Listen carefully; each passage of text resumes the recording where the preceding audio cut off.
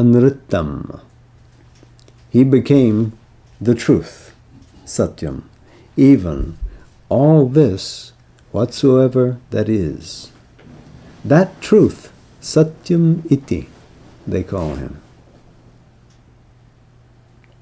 So this speaks directly to this idea that the one becomes the many through the multiplication of its conscious being. It never loses its oneness as it becomes the many. Finally, another from the Taittiriya, energism of consciousness is Brahman. Tapo Brahmeti. In other words, tapas Brahma iti. Tapas is Brahman. It is the nature of Brahman to compress itself. It is a willful, deliberate, conscious, intentional act to draw itself through the application of great eschasis, generating heat, so that from that heating up is manifest the world.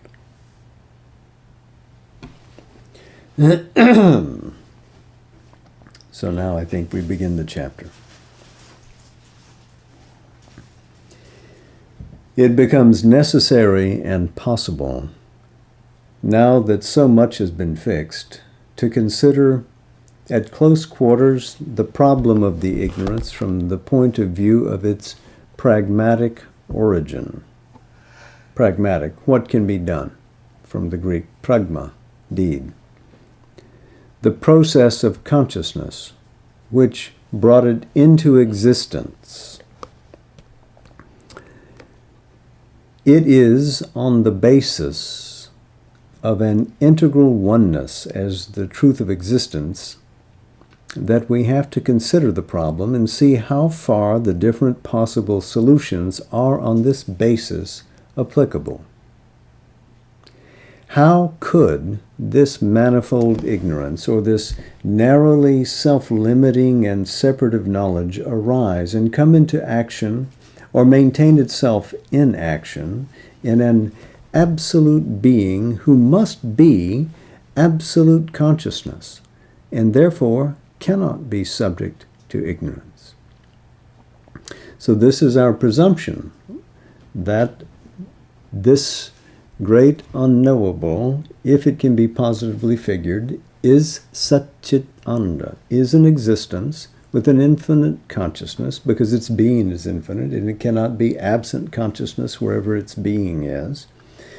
And this is the very ground of anything that is. There can only be that.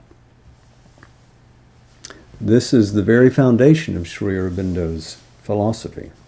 So how could this ignorance, this manyness, arise in absolute oneness of being? He continues, how is even an apparent division effectively operated and kept in continuance in the indivisible? So these are very stern, logically robust questions. The being, integrally one, cannot be ignorant of itself, and since all things are itself, conscious modifications, determinations of its being, it cannot either be ignorant of things, of their true nature, of their true action. But though we say that we are that the Jivatman, or individual self, is no other than the Paramatman, no other than the Absolute, yet we are certainly ignorant both of ourselves and things, from which this contradiction results, that what must be in its very grain incapable of ignorance is yet capable of it, and has plunged itself into it by some will of its being, or some necessity, or possibility of its nature. So let's pause and look at some of the terms here. Sri Aurobindo has used the term Jivatman once before in the chapter on the triple status of supermind. And there he was referring to the individual self as it emerges from the Supreme Divine and stands in an unabrogated unity with the Supreme, and yet is an individual. So there, oneness and manyness are in perfect balance. Here, he's using the term in a less precise sense. This is more or less as it would be used in Vedantic terminology, representing, as he says here, the individual self. Paramatman means supreme self. So that would be the transcendent reality from which both the cosmic being and the individual being would come. So he is asserting that the individual self is part of that absolute self. Yes, but if it is, then how is it, if we are at core the Jivatman, that we have lapsed into ignorance? Because how could we ever escape the flood of unity and light which the Supreme Being is?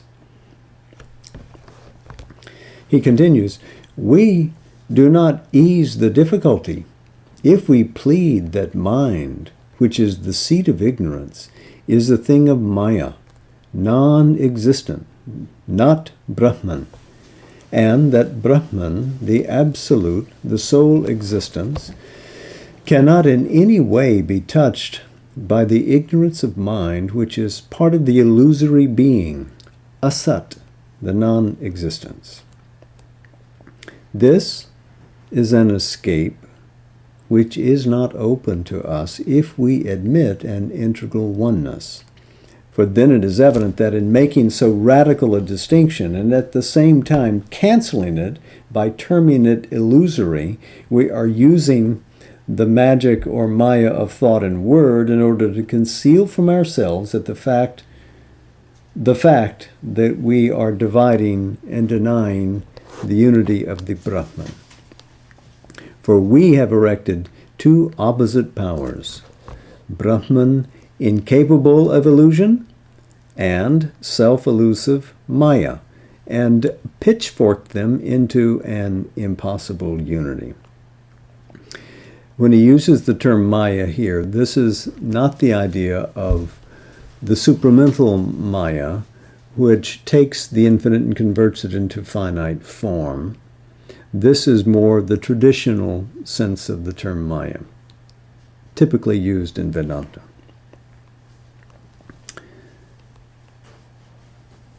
If Brahman is the sole existence, Maya can be nothing but a power of Brahman, a force of his consciousness, or a result of his being. And if the Jivatman, one with Brahman, is subject to its own Maya, the Brahman in it is subject to Maya. But this is not intrinsically or fundamentally possible. The subjection can only be a submission of something in nature to an action of nature, which is part of the conscious and free movement of the spirit in things, a play of its own self-manifesting omniscience. Ignorance must be part of the movement of the One, a development of its consciousness knowingly adopted, to which it is not forcibly subjected, but which it uses for its cosmic purpose. So we have to look at what this logical contradiction tells us in the use of this Vedantic impersonal terminology to understand that ignorance here has a cosmic utility, and we have to find a way to that. Remember, he began by saying that we're looking for the pragmatic origin. We won't be stopped because of the logical vicissitudes of what reason will tell us about reality. And yet, we have somehow to square that absoluteness of Sat with the division and the darkening of what we see about us in the manifold universe.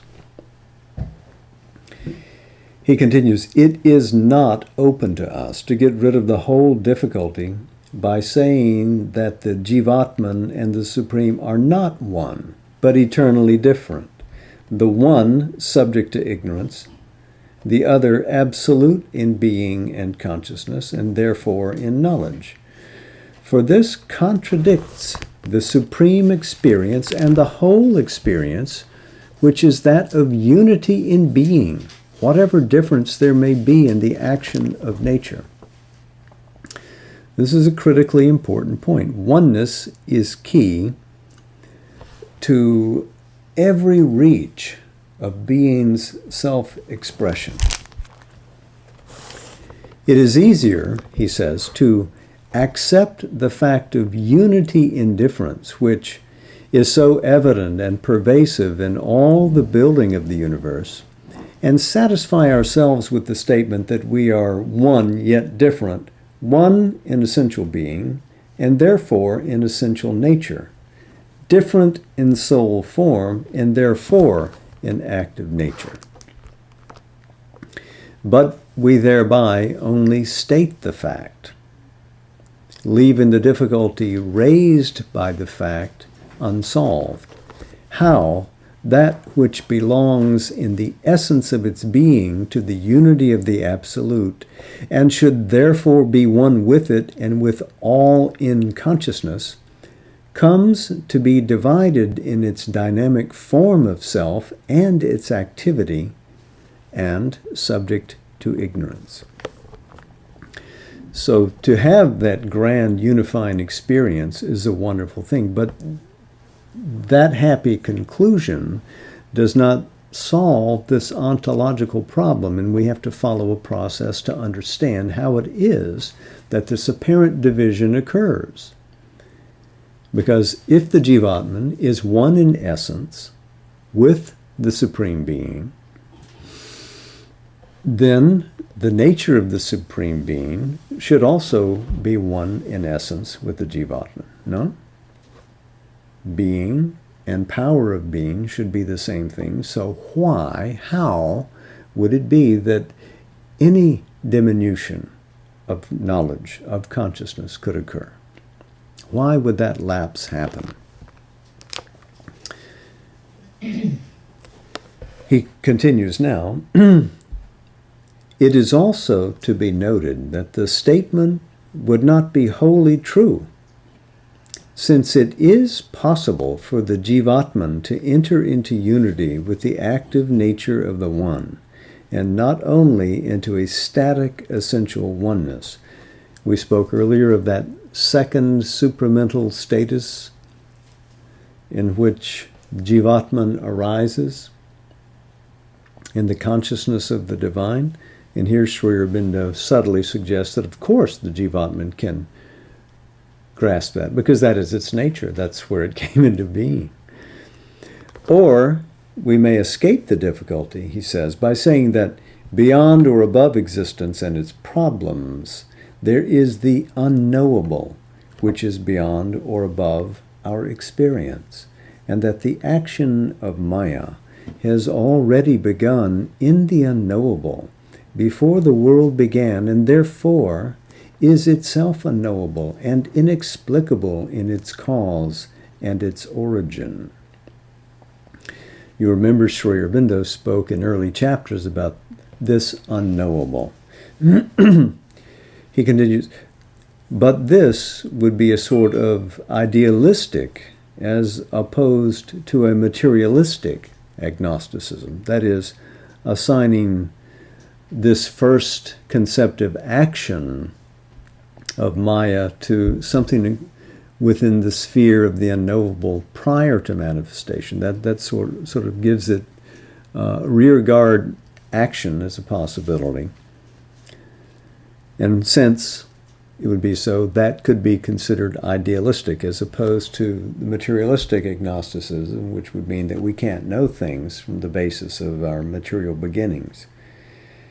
But all agnosticism, he writes, is subject to this objection, that it may be nothing but our refusal to know, a too ready embracing of an apparent and present restriction or constriction of consciousness, a sense of impotence which may be permitted to the immediate limitations of the mind, but not to the Jivatman who is one with the Supreme.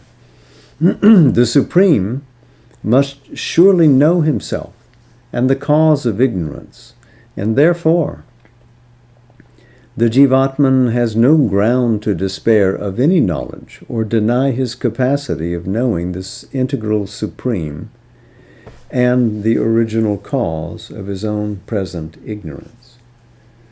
So our present ignorance cannot debar us from a greater knowledge wherein we can know intimately and by identity what is the purpose and the motivation behind this original movement into ignorance. He suggests we can know it. The unknowable, if it is at all, may be a supreme state of Satchit Ananda, beyond our highest conceptions of existence, consciousness, and bliss. That is what was evidently meant by the Asat, the non-existent of the Taittiriya Upanishad, which alone was in the beginning and out of which the existent was born. And possibly, too, it may be the inmost sense of the nirvana of the Buddhas, of the Buddha,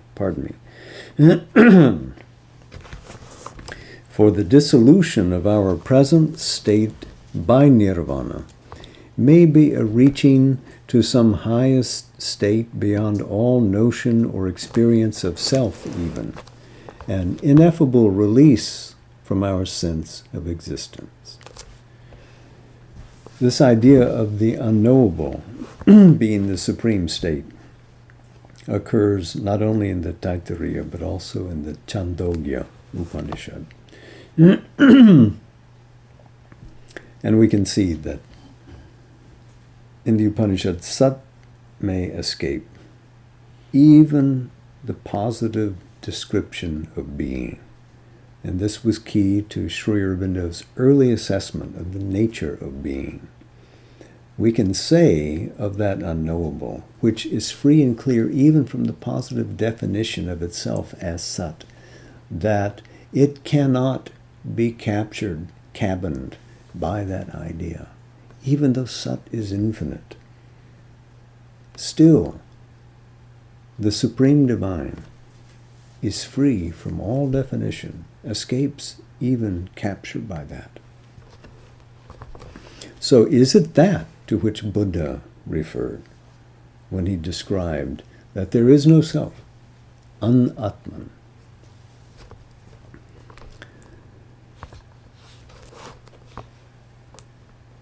He continues now. Or it may be the Upanishad's absolute and unconditioned bliss, which is beyond expression and beyond understanding, because it surpasses all that we can conceive or describe as consciousness and existence. He doesn't translate it for us here, and it's not one of the citations, but this is the Taittiriya Upanishad also, chapter 2, the 4th section. It reads in English, from which words turn back, together with the mind, not having attained, aprapya, the bliss of Brahman.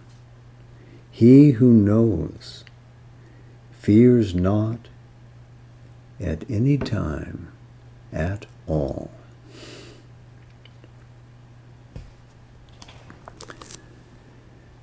This is the sense in which we have already accepted it, for the acceptation commits us only to a refusal to put a limit to the ascension of the infinite.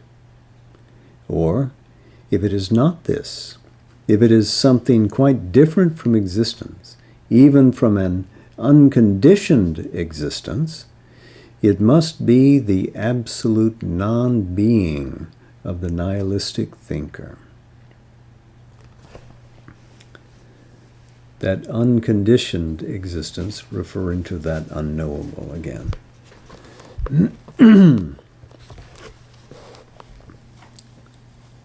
But out of absolute nothingness, nothing can come.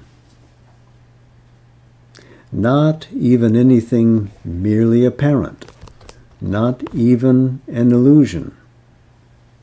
So if there is zero, if there's absolute void, then how could it be possible that anything would arise within it?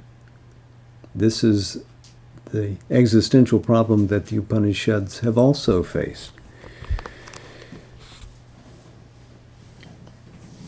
And if the absolute non-existence is not that, then it can only be an absolute, eternally unrealized potentiality, an enigmatic zero of the infinite, out of which relative potentialities may at any time emerge, but only some actually succeed in emerging into phenomenal appearance. You can check this out at Chandogya Upanishad 6.2.2. Out of this non-existence, anything may arise, and there is no possibility of saying what or why. It is, for all practical purposes, a seed of absolute chaos, out of which, by some happy or rather unhappy accident, there has emerged the order of a universe. Or we may say that there is no real order of the universe. What we take for such is a persistent habit of the senses and the life and a figment of the mind, and it is useless to seek for an ultimate reason of things. This is existentialism. Out of an absolute chaos, all paradox and absurdity can be born, and the world is such a paradox. A mysterious sum of contraries and puzzles, or it may be, in effect, as some have felt or thought, a huge error, a monstrous and infinite delirium. Of such a universe, not an absolute consciousness and knowledge, but an absolute inconscience and ignorance may be the source. Anything may be true in such a cosmos. Everything may have been born out of nothing. Thinking mind may be only a disease of unthinking force or inconscient matter. Dominant order, which we suppose to be existence according to the truth of things, may be really the mechanical law of an eternal self-ignorance, and not the self-evolution of a supreme self-ruling conscious will. Perpetual existence may be the constant phenomenon of an eternal nihil.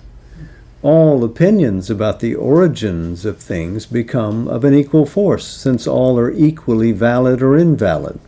For all become equally possible where there is no sure starting point and no ascertainable goal of the revolutions of the becoming.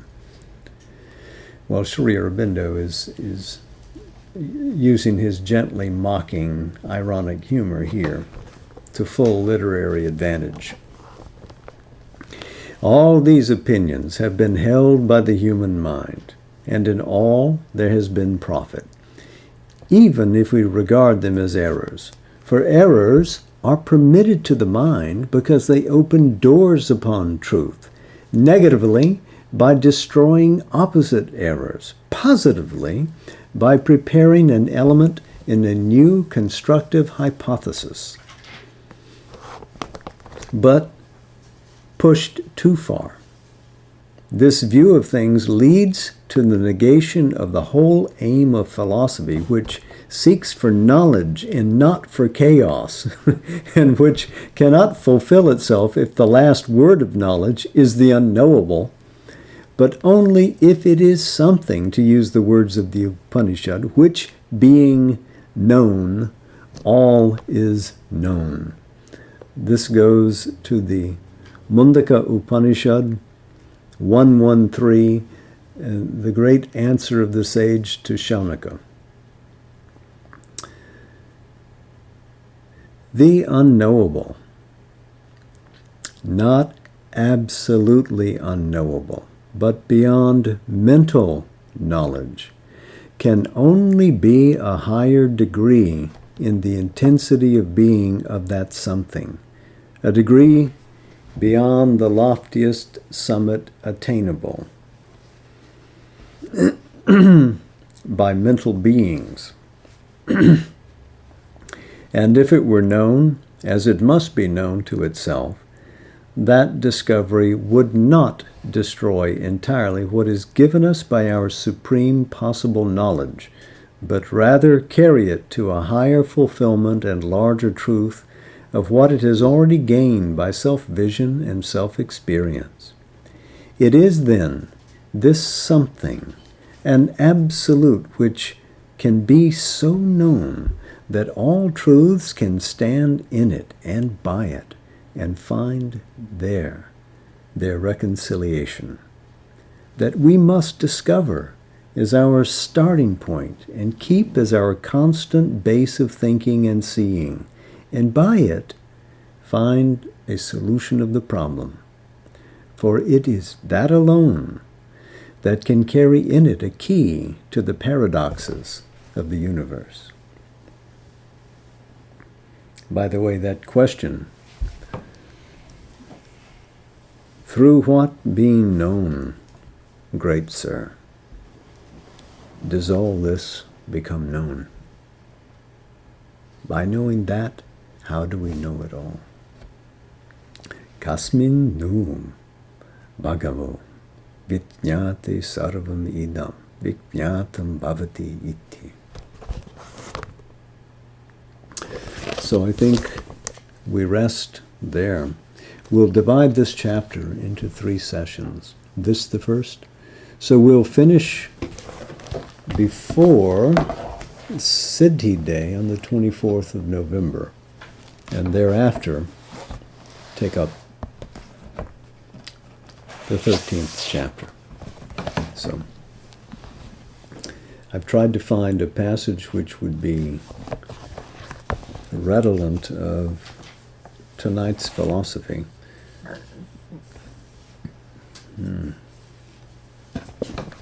Perhaps I've done so. This is in Book 1, the Book of Beginnings. Canto 4, The Secret Knowledge.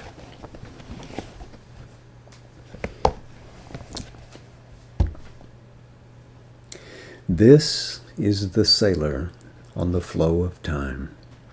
This is world matter's slow discoverer, who, launched into this small corporeal birth, has learned his craft in tiny bays of self, but dares at last unplumbed infinitudes, a voyager upon eternity's seas.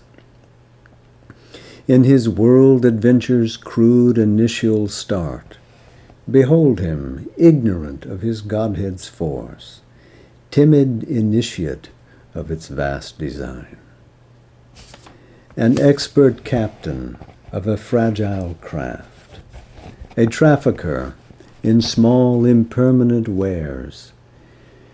At first he hugs the shore and shuns the breadths, dares not to affront the far-off perilous main. He in a petty coastal traffic plies, his pay doled out from port to neighbor port. Content with his safe round's unchanging course, he hazards not the new and the unseen. But now he hears the sound of larger seas. A widening world calls him to distant scenes, and journeyings in a larger vision's arc, and peoples unknown, and still unvisited shores. On a commissioned keel his merchant hull serves the world's commerce in the riches of time, severing the foam of a great landlocked sea to reach unknown harbor lights in distant climes, and open markets for life's opulent arts. Rich bales, carved statuettes, hued canvases, and jeweled toys brought for an infant's play, and perishable products of hard toil, and transient splendors won and lost by the days. Or, passing through a gate of pillar rocks, venturing not yet to cross oceans unnamed, and journey into a dream of distances, he travels close to unfamiliar coasts, and finds new haven in storm-troubled isles. Or, guided by a sure compass in his thought, he plunges through a bright haze that hides the stars, steering on the trade routes of ignorance. His prow pushes towards undiscovered shores. He chances on unimagined continents. A seeker of the islands of the blessed, he leaves the last lands, crosses the ultimate seas. He turns to eternal things his symbol quest. Life changes for him, its time-constructed scenes, its images veiling infinity. Earth's borders recede, and the terrestrial air hangs round him no longer its translucent veil. He has crossed the limit of mortal thought and hope. He has reached the world's end and stares beyond. The eyes of mortal body plunge their gaze into eyes that look upon eternity. A greater world time's traveler must explore. At last he hears a chanting on the heights, and the far speaks, and the unknown grows near. He crosses the boundaries of the unseen, and passes over the edge of mortal sight to a new vision of himself and things. He is a spirit in an unfinished world that knows him not and cannot know itself. The surface symbol of his goalless quest takes deeper meanings to his inner view. His is a search of darkness for the light, of mortal life for immortality.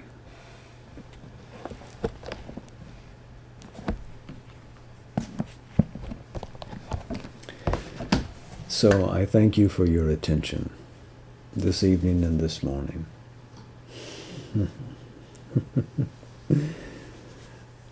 Namaste. Jai Ma. Mm.